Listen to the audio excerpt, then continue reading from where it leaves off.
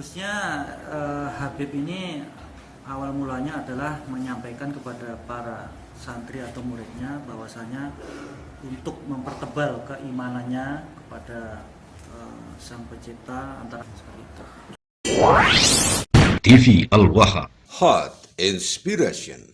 Assalamualaikum warahmatullahi wabarakatuh. Sedulur TV Al-Wahad dimanapun Anda berada, dari kawasan sejuk Buniwah Kerajaan Kecamatan Bojong Kabupaten Tegal Jawa Tengah, inilah channel TV Al-Waha Hot Inspiration.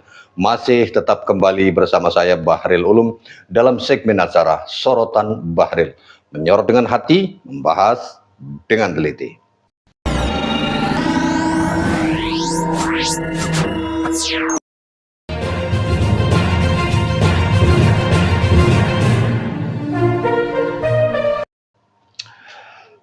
Sedulur TV Al-Waha, ada berita mengejutkan lagi nih. Saya tidak tahu terjadinya kapan, yang pasti ada sebuah berita yang mengejutkan. Seorang Habib kembali menjadi predator seks bagi santriwatinya. Naudzubillah, summa naudzubillah min dzalik, sedulur TV Al-Waha. Sebelum kita dengarkan informasinya dan sebelum kita bahas ini, saya informasikan kembali terlebih dahulu kepada Anda, bagi Anda yang ingin nyambung silaturahim secara batin dengan Kiai Haji Imaduddin Utsman Al-Bantani dan Gus Abbas selaku pimpinan tertinggi dari perjuangan Wali Songo Indonesia Laskar Sabilillah dan selaku mujadid yang membuat tesis tentang batalnya nasab Ba'alwi Kiai Haji Imaduddin Utsman Al-Bantani, silahkan Anda mendapatkan buku amalan wirid dari ijazah dari Kiai Haji Imaduddin Utsman Al-Bantani. Silahkan hubungi nomor 08822198123. Silahkan sekali lagi 0882214981123. Insya Allah dengan memiliki buku ini, batin Anda akan tersambung bersama Kiai Haji Imaduddin Utsman Al-Bantani. Baik, sedulur TV Al-Waha, sekarang kita dengarkan informasinya seperti apa. Ini dia. Ahmad Suryani atau AS 50 tahun, warga desa Pinggiran Baru, Kecamatan Mekarsari, Kabupaten Barito Kuala, Kalimantan Selatan, yang diketahui sebagai seorang Habib tertangkap di rumahnya tanpa perlawanan. Penangkapan dilakukan setelah 6 orang santrinya lantaran sudah tidak tahan perlakuan pelaku dan melaporkan sang Habib kepada polisi bahwa telah diperkosa secara berulang-ulang. Perbuatan tersebut dilakukan pelaku sejak tahun 2010 lalu, secara bergiliran kepada jamaah maupun santrinya. Di hadapan polisi, pelaku mengakui semua perbuatannya. Para korban secara bergiliran dipaksa melayani nafsu bejat pelaku di rumahnya maupun di rumah santrinya. Dari keterangan polisi, modus pelaku melakukan pencabulan kepada santrinya karena berhubungan badan salah satu syarat untuk mempertebal keimanan kepada Sang Pencipta. Masya Allah. Namun akibat perbuatan pelaku, salah satu santrinya kini hamil dan dinikahkan dengan santri pria. Modusnya Habib ini awal mulanya adalah menyampaikan kepada para santri atau muridnya bahwasanya untuk mempertebal keimanannya kepada Sang Pencipta. Ampun dah, ampun. Ada yang mengambil ya? Ya, ada yang hamil. Yang hamil ini kebetulan juga Di belakang tuh nikahkan Habibnya itu, dengan wajahnya kelihatan. jamaah laki-laki. Itu tadi sedulur TV Al-Waha, sebuah informasi kembali terbuka. Ini kalau boleh saya katakan hasil dari mubahalahnya Habib sendiri. Karena ada itu mubalah Habib yang mengatakan kalau kami bukan keturunan Nabi, maka demi Allah, demi Rasulullah, di keluarga kami ada perampok, ada pengedar, ada pemerkosa, ada as dan lain sebagainya. Itu Habib tua itu. Ya saya nggak perlu menyampaikannya videonya di sini ya. Intinya ada seorang Habib tua yang bermubahalah semacam itu. Dan setelah dia bermubahalah, satu persatu baik Habibnya dan mukibinnya mulai terungkap. Ada Kiai Kibin yang terbongkar gedoknya setelah 50 santrinya dinodai.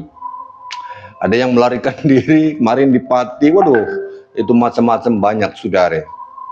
Terbongkar semuanya. Dan dasarnya kalau kibin-kibinnya, Kiai Kibin yang melakukan perbuatan semacam ini, itu kalau saya boleh menduga Bisa terjadi karena mereka pengen jadi wali. Karena ada kitab yang menyebutkan meremas payudara perempuan itu bisa menambah kewalian. Nah ini si Habib ini memberikan janji kepada santriwatinya bahwa dengan dijamah tubuhnya, dinikmati keperawanannya, akan mempertebal keimanannya. Masya Allah, dari mana konsepnya, dari mana dalilnya bahwa melakukan perbuatan asusila, perbuatan zina itu bisa mempertebal keimanan.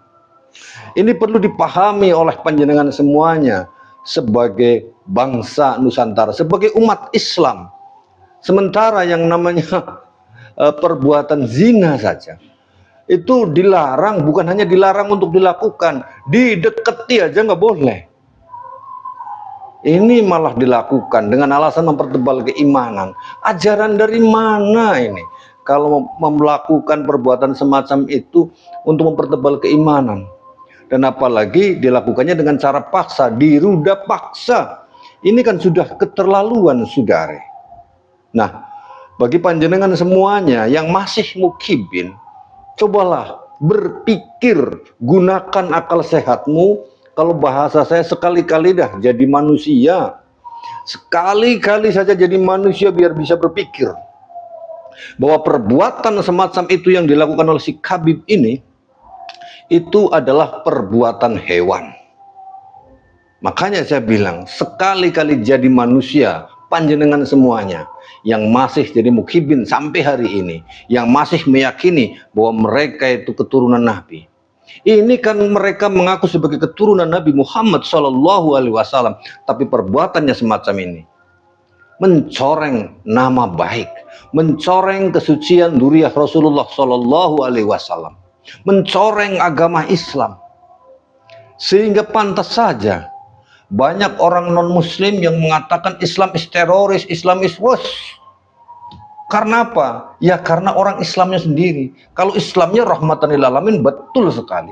Tetapi ketika orang-orang yang kemarin si topik segap itu mengatakan bahwa Habib itu adalah simbol agama. Lah simbol agamanya begini, bagaimana umatnya?